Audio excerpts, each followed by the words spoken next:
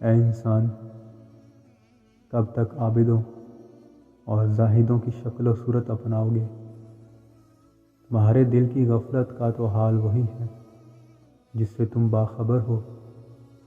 تیرا ظاہر تو اجلا ہے اور باطن لمبی امیدوں میں لتھڑا ہے۔ جس کو مال کی محبت مائل کر لے وہ خدا کی محبت کے قابل نہیں ہوتا۔ اگر مجاہدہ اور مشقت کی تکلیف نہ ہوتی تو لوگوں کو مردانگی کا خطاب نہ ملتا۔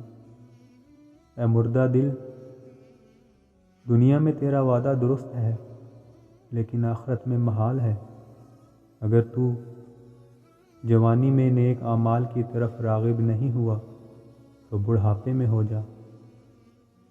سر کے سفید ہو جانے کے بعد کھیل کود درست نہیں۔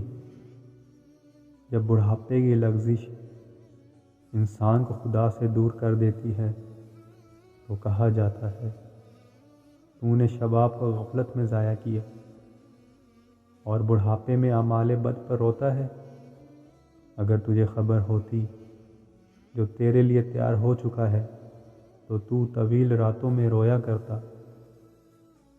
حضرت ذوالنون مصری رحمہ اللہ علیہ لوگوں سے واعظ کہہ رہے تھے تو ان سے ایک آدمی نے کہا، اے حضرت، میں کیا کروں؟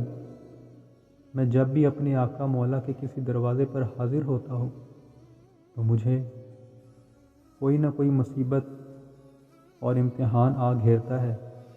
آپ نے اس سے فرمایا، اے بھائی، اپنے مولا کے دروازے پر اس حالت میں حاضری دے جس طرح سے چھوٹا بچہ اپنی ماں سے لپٹتا ہے جب اس کی ماں اس کو مارتی ہے، یہ پھر بھی اس کی طرف لپکتا ہے جب اس کو دور پھینکتی ہے، اس کے قریب ہوتا ہے۔